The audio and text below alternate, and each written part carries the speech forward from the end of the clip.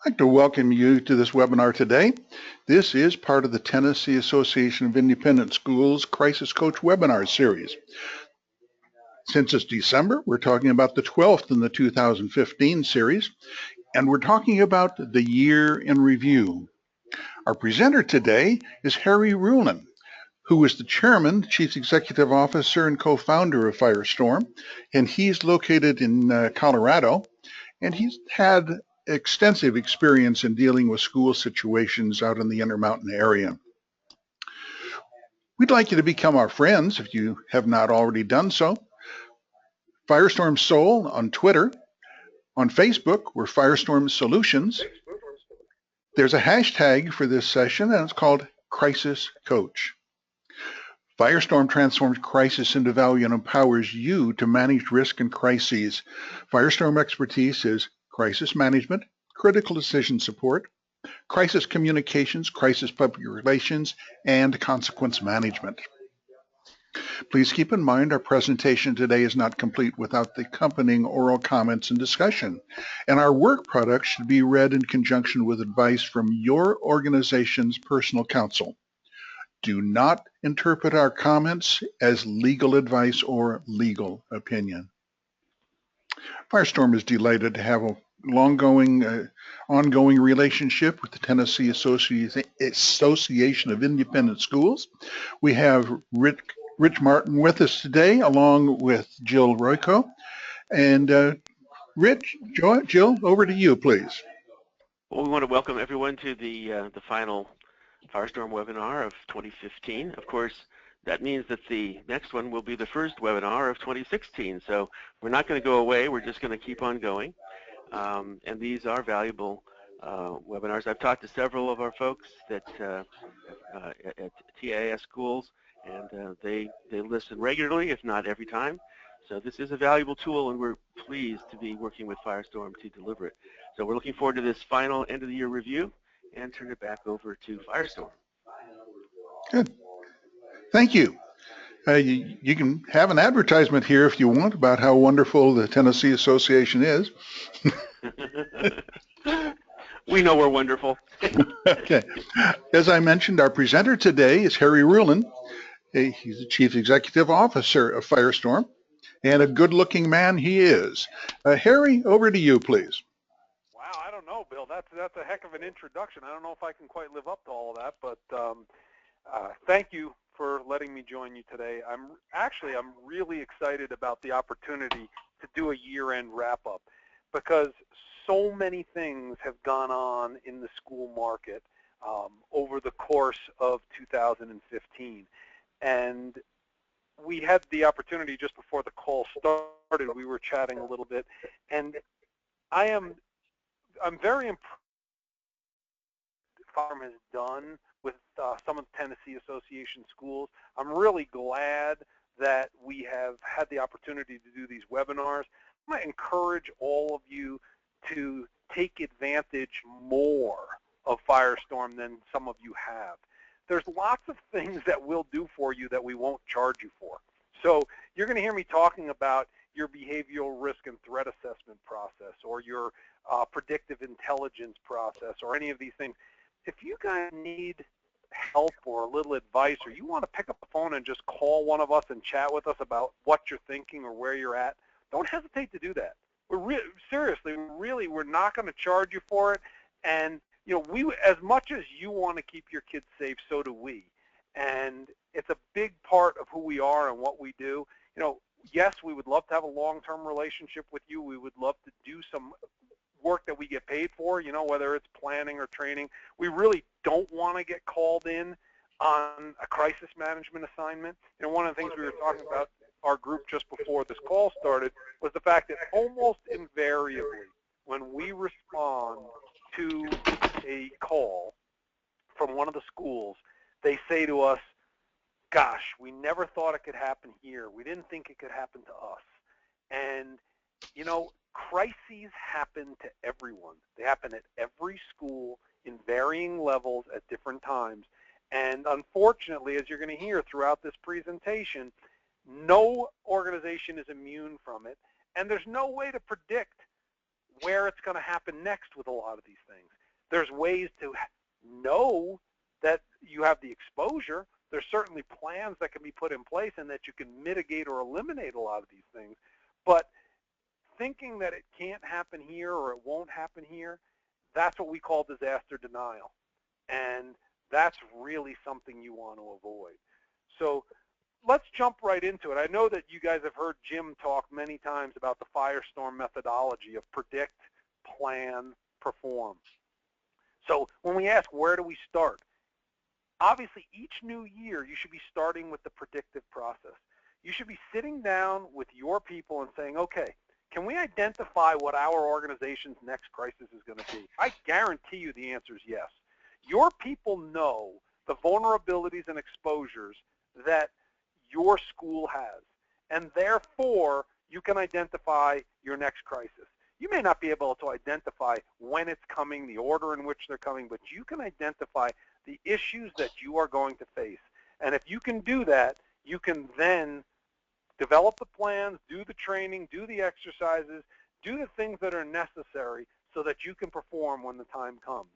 You know, one of the things I deal with school administrators all the time, with people who are involved in, who've been involved, as a lot of you have, in the school environment for years or decades, is you're all so good at your day jobs.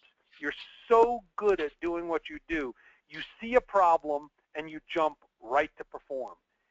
And usually the person who's doing that, it's their responsibility. They're the one who's authorized to deal with that particular problem. You deprive your people of a very valuable lesson by doing that.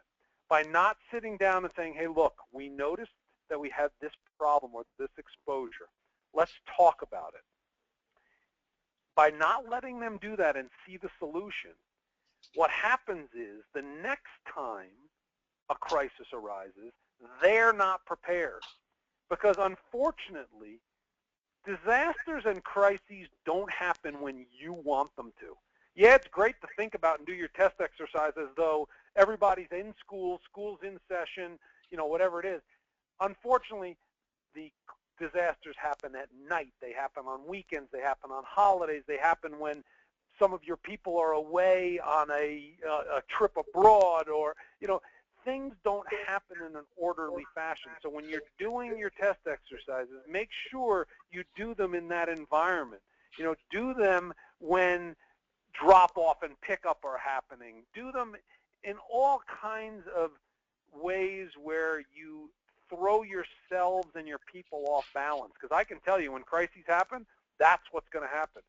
So utilize every situation that arises as a teaching and learning opportunity for your people. Because I think you've heard Jim say in the past, you know, Firestorm has this rule 1, 2, 3, where for every one person in your emergency response, crisis management, business continuity plans, that there's a second and third person who are trained in that function.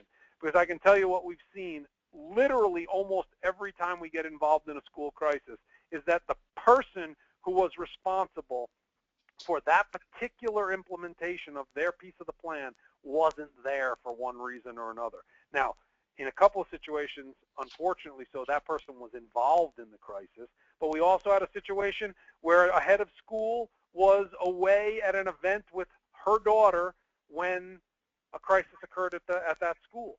So you've got to make sure that people know that there are additional people who are trained and who know what the job is that needs to be done. So again, crises are much more common than you think. One of the things, we don't process crises of other people as being a crisis. So, you know, when you hear about a fire across town, you don't think about that as a crisis. That's somebody else's issue. I guarantee you, for them, it was a crisis. So this Dawson Association or Associates study you see on your screen was very interesting. 64% of businesses had called 911 during the year. Well, think about what that means. You know, if 64% of organizations in your locale had to call 911 during the year, that means there was a lot of potential crisis events going on. 52% of them were medically related, so that makes a lot of sense. And I know most of the schools that we deal with have medical events of one kind or another, whether it's as a result of sports events that are going on their campus, or, we have the normal things, the heart attacks, the slip and falls, those kind of things. But 24% were for crime or violence. And as we've seen on the news over the course of this year, crime and violence is everywhere. We've had a lot of racially motivated crime. We've had, unfortunately, Firestorm, as you guys know, responds to school shootings on a fairly regular basis. When we responded to the last school shooting that we went to a couple of months ago, that was already the 47th school shooting in 2015. So that issue is real. It's growing. We had a conversation actually this morning with a group about gun control and those issues. The estimate is that there's, for every 100 people in the United States, there are 88 guns. Well, clearly what that means is that when we're developing our plans for our schools, we can't assume that gun control is any piece of that plan. That is a political issue that's going to be resolved by people way above our pay grade and not in any time in the foreseeable future. So realistically, we have to be thinking, I'm a hunter, I'm a gun owner. I absolutely, gun control is a very significant political issue in my world. Now, that being said, I will tell you I have worked with dozens of schools on their gun policy and whether they are going to have guards, armed guards, allow teachers to carry, all those kind of issues. And I will tell you that while a gun can be, I'm getting, Bill, I don't know whose phone that is. I'm getting feedback where there's echo back. So if everybody could, who's not speaking at the moment, could just mute their phones, that would be great. Having a gun policy for your schools is essential. One of the things when they're training police officers, one of the questions they ask you in the academy is, when you arrive at a scene, what percentage of the time do you think that there will be a firearm on the scene? And, people guess 10%, 20%, 50%. The answer is 100%, because you, the officer, will be bringing your weapon. And that's the issue for your schools as well. The number of officers that are shot with their own weapon is very significant. And if I want to get a gun onto your campus, I no longer have to think about how do I bring a gun to your campus. I just got to think about how I get yours from you. So that's something very important to think about as you go through, if any of your schools are looking at that as an issue. Also, we dealt with a school last year where they actually had made the decision to have their head of school actually carry on campus. And he was retired law enforcement and actually had spent time in the military as well. So we started asking questions about their plan. Tell us about the plan, how it's implemented, and they had no answers to that. There was no definitive plan. I said, well, you realize that in an active shooter situation, since the Columbine shootings, the police departments have changed their strategy. First officer on scene goes in. They no longer wait for backup. And the policy is anyone with a gun is shot. So you could see the lights start to go on in these people's minds. As I was talking to them, I said, do you have some type of vest that identifies you as a member of the school? Have you worked with the local police department to think through how they're going to recognize you as one of the good guys? And, so again, can guns be part of your violence prevention program on your campus? Yes. My inclination is that that's probably not where you're going to wind up, because what's involved in that is so significant, and the risks that it creates, I think, outweigh the reward fairly substantially. But again, if that's the kind of thing you want to talk about, we have probably more experience with that than anyone, and we'd be happy to talk to you about it. Just keep in mind that crises occur everywhere, every day. Most of the schools, most of the companies that we deal with are not ready for a crisis. Interestingly, that Dawson survey found that 85% of organizations said they did have plans in place and that they updated them annually. That is completely contrary to what we see when we go to a crisis event. Typically what we find is that most organizations, and especially schools, have some type of planning in place.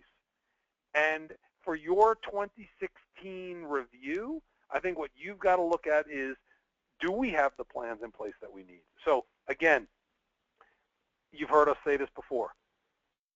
Emergency response, that's the first level. That is our life safety piece. That is undeniably, that's got to be as perfect as it can be and in place in every school. Then after that comes crisis management, business continuity.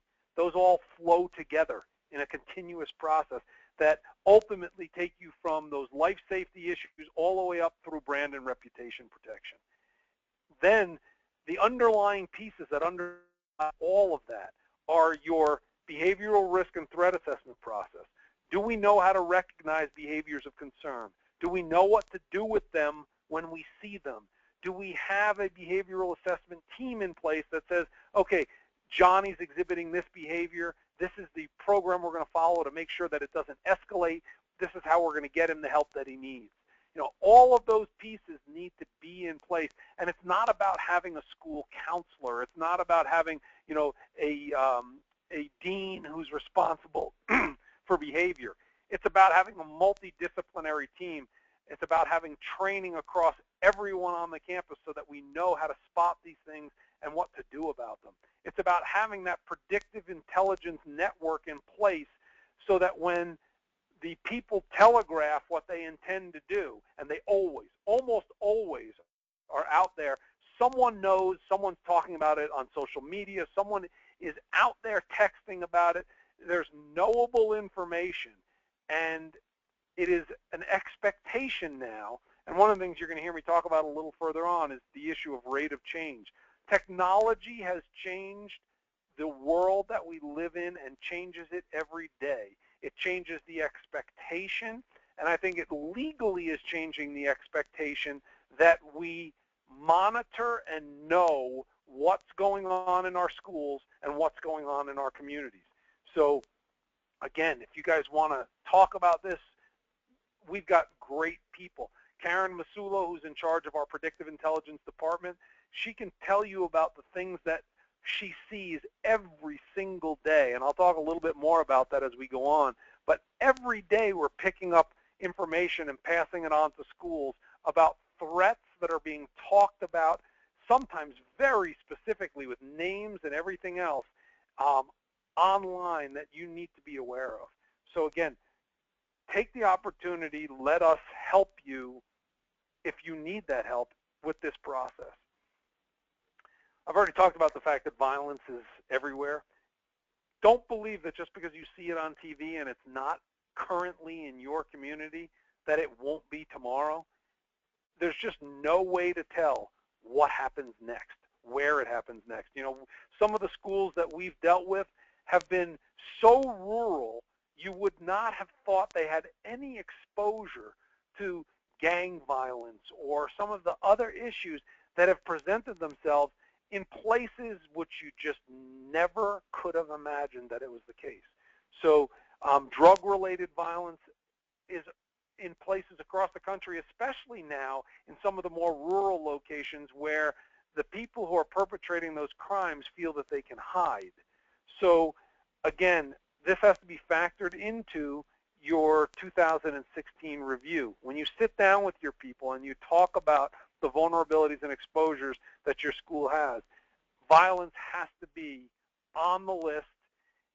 one of the problems schools have, of course, is that they're a magnet in some ways for violence. While you have the regular workplace violence-related issues that every employer has, where, I think most of you probably know, the leading cause of death for women in the workplace is spouses or boyfriends coming to exact some kind of retribution on them while they're at work. Now, obviously, to all of us, that's a whole different kind of problem, because if someone's spouse or boyfriend is willing to perpetrate a violent crime and your people get in their way, that is a real problem. And we had a school this year that we dealt with, and it was a very difficult problem. We had a woman, not a teacher, a staff member, who was being threatened by her spouse. She had a restraining order, which, of course, you need, as a school, you need to have a program in place where it's a requirement that you know from your staff and your faculty whether anyone has a restraining order in place. But what they were trying to figure out is, what do we do about this situation? We can't fire the individual, but realistically, we don't want her on our campus because she's attracting something to us that we really cannot allow. Obviously, she's the victim. How do we not punish the victim? So all of these things are the kind of things that if we talk about them now in peacetime, it's much easier to develop plans, thoughts, strategies around that type of thing. The other thing that you have to be aware of, and I know you guys have heard me talk about this before, is, do you have any parents who are non-custodial, who are not allowed around their kids?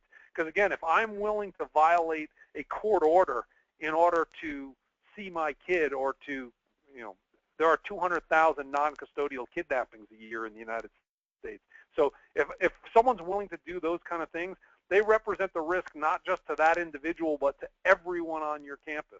And again, that all needs to be factored into your process.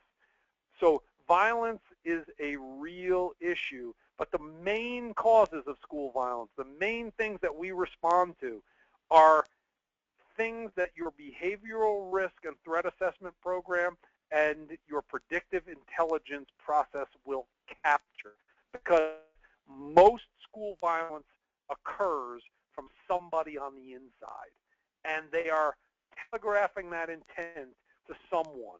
78% of the time, at least one person knows, and 66% of the time, at least two or more know. And if that's the case, if you have appropriate process and procedure in place, you can know those things and you can intervene and prevent them before they happen. So I cannot stress enough how important all that should be as part of the discussion you're going to have in your 2016 review when you guys come back in January. One of the things we've been seeing a lot on TV recently is civil unrest. And a lot of people think it's new. You see the police and others involved in these situations. I think what's happening is, because of media, social media, the fact that every person now is a publisher. I mean, if you've got a smartphone in your pocket and you can record video or audio, you are putting it out there. And civil unrest and all of these issues are being used more as tools for people to get their point. But I would point to all of you, and obviously you're all in the academic environment. Civil unrest is what this hunt based on. We threw the tea into the harbor as an act of civil unrest because we wanted to let people know we were unhappy with the way that our country was being run. So realistically, this is alive, well, and is going to continue. And we've seen it on school campuses, on college campuses, and you need to be aware. Obviously, we want to encourage our students to speak out when they see things. We want them to be civilly involved, but we want to also give them appropriate channels so that they don't go in violent directions. So we saw two presidents of universities this year that resigned as a result of civil unrest. Those were based on racial incidents. Again, be aware that this is out there. Put it on the table with your people and talk about it, because it is an exposure that without question your organization, your school has. Now, we had two situations this year that we dealt with organizations, one of which was a school, that faced severe potential for damage to their brand and reputation as a result of the acts of employees. And again, because of social media, the ability to destroy reputations that took decades to build, 140 characters is all it takes. If that text message or that tweet or whatever goes viral, even if the information that's in it is erroneous, the potential for damage is significant. And one of the problems we had with a school this year was they were not monitoring and did not know that erroneous information went out. And it was actually, and this is hard to imagine, but it was 3 weeks before they knew it was out there. And the only reason it came to their attention was through a parent. So again, the damage that's done over that period is so significant that sometimes it's hard to reel it back in. So I would encourage, again, all of you, know what's being said about you, know what's being said about your school, be out there and make sure that you've got those tools in place. It's a fairly inexpensive process to put in place, and it averts damage that can be literally, that can't even be represented in terms of dollars, because a lot of it is not financial damage. It's brand and reputation damage that when someone's trying to decide whether they send their child to your school or another one, that's damage you can't fix. So again, and it's not, on this slide talks about employees, the scandals, things like the systemic fraud, Volkswagen. We saw a similar situation at a school this year, and it was not a fraud. Well, I guess it was fraud in a way, because it was a cover-up of situations that had occurred that were sexual impropriety that people knew about but didn't report. And that you've seen already several times in 2015, the sexting scandals. There's one going on right now where kids were sharing inappropriate photographic materials. We had a situation with that where staff was involved. So I would just point out to you, there's patient that you know these. And then, so again, as technology continues to improve and as people continue to rely more and more on technology, what's expected of you and of your school changes. And I think, again, I'll talk a little bit more about rate of change in a few minutes, but that has to be factored into the process that you go through during your annual review. Cyber risk. We talk about this nonstop, whether, not just the schools. Every organization that we talk to winds up talking to us about cyber risk. It is overwhelming. It is the biggest risk that we all face. It involves absolutely everyone, and there's no organization that's immune to it. Schools on every conceivable level have this issue.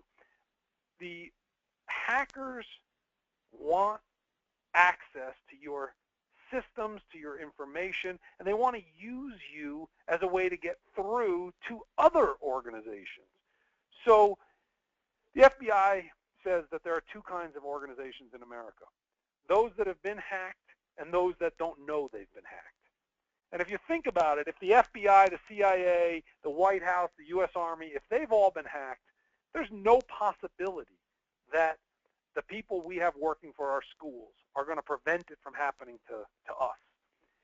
And they want not only that information that's in your files in your admissions department where you've got people's social security numbers and their credit card numbers and potentially banking information, and the stuff that's in your human resource department from your employees and their 401ks, and yeah, they want all that, but they also want to get into the access to people who access your systems. So through you, they may get to your vendors, they may get to your donors, they may get to your trustees. And there's so much information they would like to have from you. So don't think that just because you're a little private school that somehow you're not a target. You are absolutely a target. And we had a situation occur this year with an organization where the way they found their way into the system was through a web-enabled thermostat. This organization had installed a really cool building automation system, and it was web-enabled so that I could change the temperature in a room, I could, check on lights being on and off, all that kind of stuff electronically. But it was not firewall protected. So the hackers were able to get into the school, or no, this wasn't a school, into the corporation's systems through a web-enabled thermostat. And that's that whole issue of rate of change. Things are changing so rapidly on that front that you need to be constantly aware of it. And again, it's not really an issue of, it's not an IT issue. It is a preparedness issue. Your people need to know how to spot the warning signs of an intrusion. And it's everybody. Everyone on your campus needs to know how to spot it. Because typically, the average in the United States is that an intrusion takes place and it's 264 days before people know that it happened. And that's totally unacceptable. You cannot allow that to be your situation. So again, having a cyber response plan in place is an essential piece of the overall puzzle. Now, if you haven't got your emergency response, crisis management, business continuity, if your predictive intelligence and behavioral risk and threat assessment process isn't 100% up to snuff, yes, I would work on those first.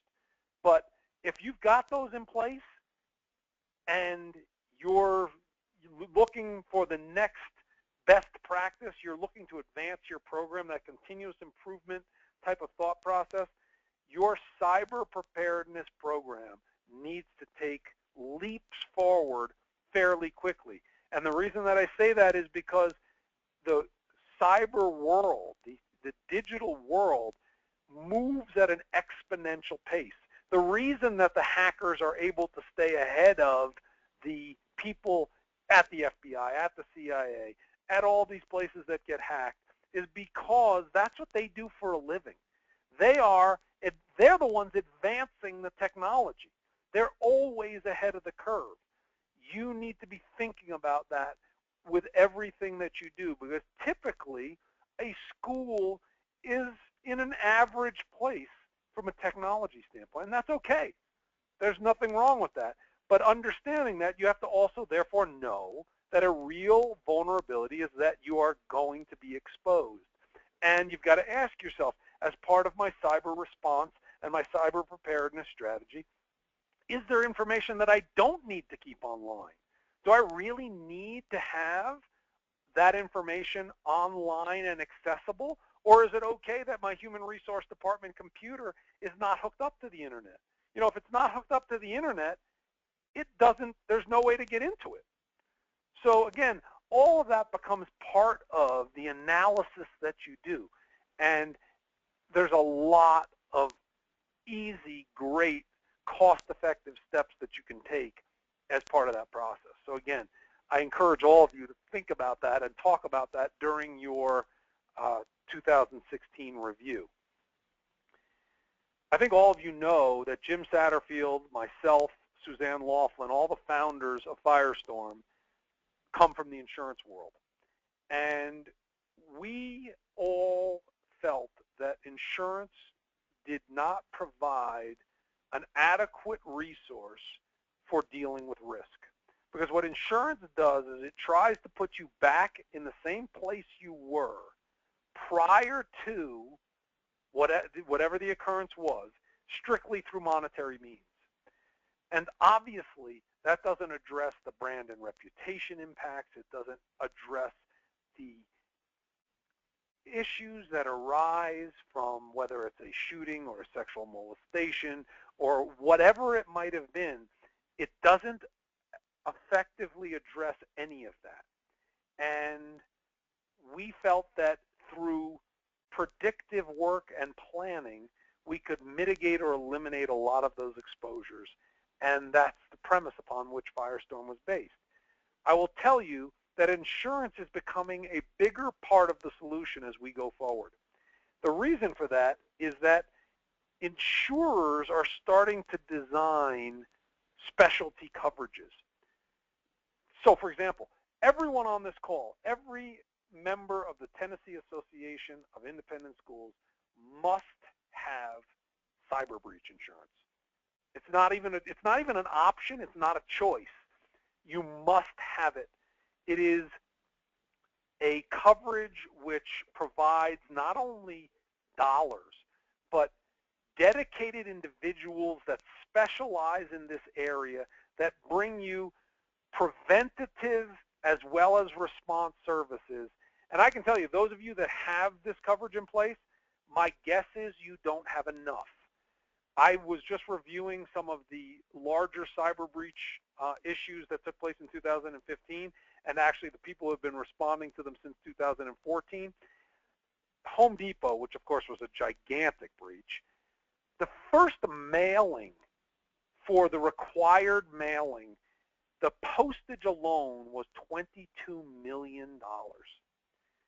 So when you talk about cyber breach and cyber response, absolutely talk to your insurance agent. Make sure that you get the coverage in place. Don't let anyone just say, oh yeah, don't worry, that's covered. Understand what's covered. If you don't understand the coverage when they talk to you about it and you want us to take a look at it, we are happy to take a look at what you've got in place. If your situation is more sophisticated, we have organizations that we work with which are some of the largest providers of cyber liability in the world, and we would be more than happy to hook you up with them if you believe that that's necessary, or we believe that that's necessary. But I can't emphasize enough that that is now a required policy for you. There are now new crisis, and we are actually working on a Firestorm crisis policy with one of the insurers where it will cover any crisis-related issue, because you'll be surprised. A lot of you have general liability policies that cover crisis management in a crisis situation. Unfortunately, if you go and read that policy, what you're going to see is most of them have triggers which can never be accomplished. They're so onerous that you'll never get the crisis management coverage. So they require things like 3 serious injuries or deaths and a public announcement. Well, what if I've only had 1 sexual molestation and I don't want to make an announcement? That's still a crisis for my school, but it's not covered. So again, these specialty coverages are very much worth looking at because they target those issues. There's actually a new deadly weapons policy which just came out for schools, which covers that specific issue and gives you an assessment of your current policies and position as part of the underwriting of that policy. So again, I would definitely look at insurance. If your insurance agent that you're currently using is not sophisticated enough to deal with some of these coverages, don't hesitate to reach out to Firestorm. We're not an insurance agent, but we certainly can help your existing agent understand some of what's out there. And if you need a referral to a more sophisticated agent who can handle that kind of stuff for you, we're happy to help you with that as well. So again, look at insurance as part of your planning and mitigation strategy when you do your 2016 review. One of the things we've talked about, and you've heard us harp on this basically every single webinar we do. You can predict your exposures. You can predict crises. And I told you earlier, we have a predictive intelligence department. You know that because you've heard we've done actual separate webinars on this issue. But this is a huge issue and a growing issue. Almost always in today's world, the perpetrators are telegraphing their intent online. These pictures you see, by the way, up here are real things that were taken from the internet. So we actually monitor for certain words and certain phrases generically while we're doing it on behalf of schools. So Firestorm's Predictive Intelligence Department is engaged by schools, by corporations to do their monitoring for them. We also do it for ourselves somewhat generically. And not a week goes by that we don't identify and notify a police department, a school, someone that a situation we have seen requires attention. And, you know, one of the things I've talked to several of you about before is I don't like the way communications have changed over time.